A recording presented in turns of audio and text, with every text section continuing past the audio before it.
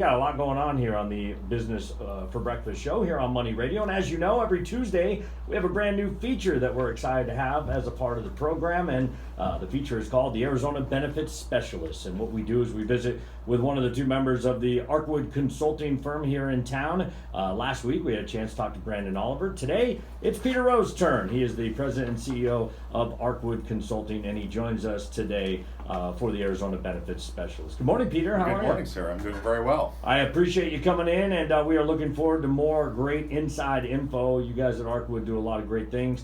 401ks, health benefits for companies, and a lot of other stuff. Today, you have a 500-page rule that you're going to read. No, we're not going to go over all 500 pages, but give me about a second a page. My favorite part was when you email, hey, here's what we're talking about today, and there's just a bunch of letters, ICHRA, HRA, and I said, oh boy. We are absolutely an industry of acronyms. Yeah, so let's talk about the acronym ICHRA and what we're going to kind of focus on today for the listener. It is the Individual Coverage Health Reimbursement Arrangement, so that's what that stands for. Okay.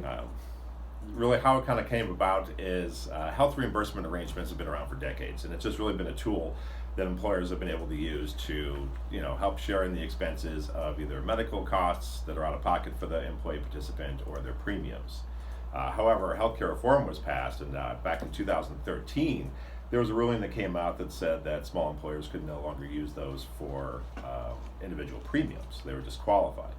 So a lot of pushback, a lot of conversations. One of the last things Obama did in his administration is they put through an act which created something called a Qualified Self-Employment, HRA, which was kind of a Band-Aid where it allowed a small employer to really help share in the cost of the individual premiums. So basically it's a defined benefit plan. So as an employer, I'm going to give everybody $200 a month. I don't want to go out and shop for insurance for you guys. You guys do it on your own. What it created was the environment where they could do it with a tax advantage basis. Right. So the employer was still getting the benefit from Correct. the tax advantage, and then the employee was then having to find their own individual health care, which can be fun all at the same time. Absolutely. Right? Yeah. We have a great industry. Yeah, and I was going to say $200 covers half of one person, maybe. If that, yeah, Yes. It's not really getting it done. Now, you mentioned a couple of years ago, I think you said 2017, President Trump initiated something that maybe Yes. got us back on track. Well, he signed an executive order back in October of 17, which kind of started the train for the Association of Health Plans, short-term limited duration, which is just a short-term policy to kind of have while you're in between jobs. But then also he started this push on the individual coverage option, because he's always wanted to have options where individuals have some portability.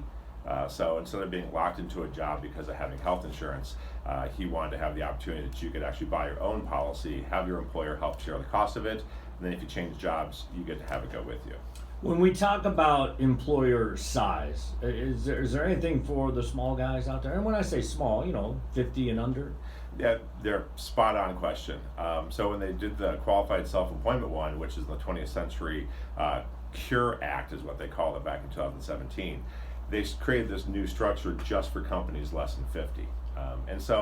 And that was good. I mean, there was definitely a step in the right direction. However, they put some annual limitations on there. So employers could only spend about $5,000, and well, that's what it's indexed to right now for an individual.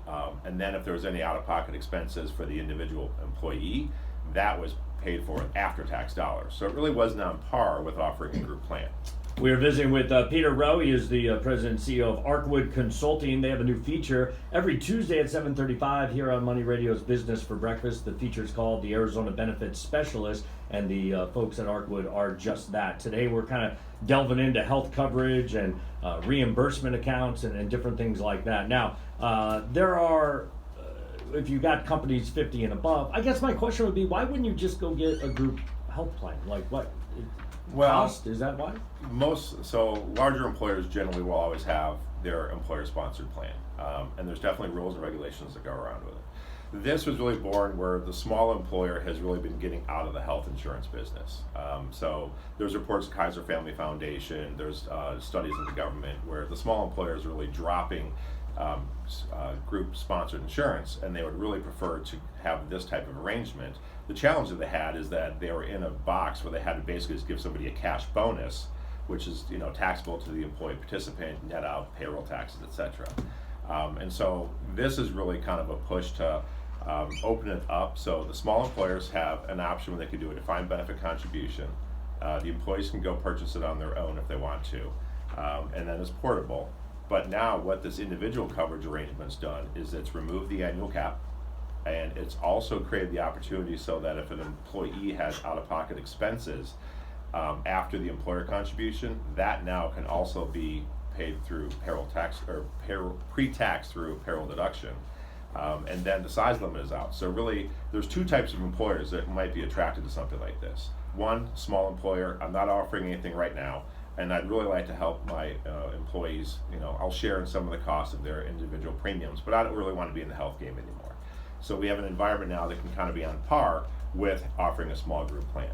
The second employer is going to be somebody that's already offering coverage. However, they have a class of individuals where they would like to actually provide an additional benefit to, but not have them part of the big group sponsored plan. All right, so if there's an employer out there listening, whether they're 50 plus or 5 people, what's the best way to kind of get more? I mean, this is a 10-minute radio segment, and obviously for a 500-page ruling. Right, for a 500-page ruling, which I'm sure you've read, but most others have not. So the question would be, what's the next step? Obviously, maybe give you a call at Arcwood Consulting, but and how quickly can they kind of, with your help, come up with a plan that makes sense for them?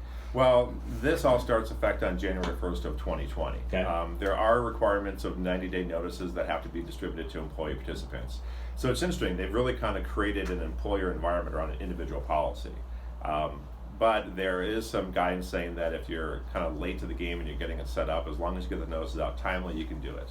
But really, it's just sitting down, doing analysis, what's the mission of the leadership team, who do they want to provide coverage for, with a defined benefit type of structure, you can kind of set up a budgetable number saying this is what the company can afford.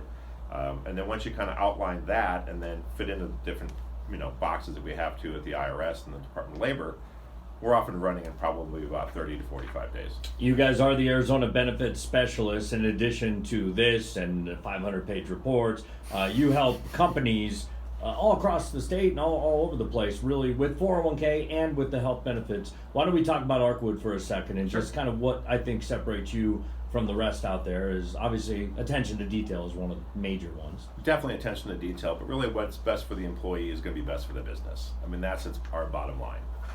So when you're looking at the services that we're providing, it's really to make sure that we're communicating to the 3 individuals that are running the organizations. You've got the CEO, which wants a competitive benefit package. We're in a really tight labor market, so we have to make sure we have things that are going to keep our employees around us. We're working with the CFO and the finance to make sure that we're within budget, because no matter how many times we slice it up, we keep on finding out that there's only 100 cents in every dollar, and so there's a finite. That's how they do it. It's how they do it. It's crazy. And then obviously human resources, because if we can keep the participants happy and they're more engaged, then their studies show that they're going to be more productive.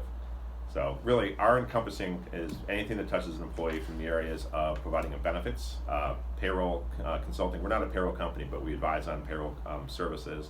And then human resources, retirement and insurance benefits. Peter Rowe is the president and CEO of Arcwood Consulting, and they've got this new feature. This is week 2, called the Arizona Benefits Specialist. It's an opportunity to find out a little bit more about what is available for employers and employees out there, whether it's in the 401k space or if it's in the health benefit space, and you guys do other stuff as well.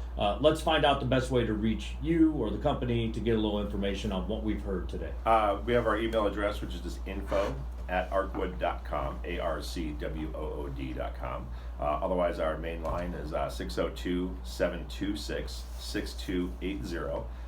Lisa will answer the phone, say hi, and then she'll direct us to either any one of us in our team.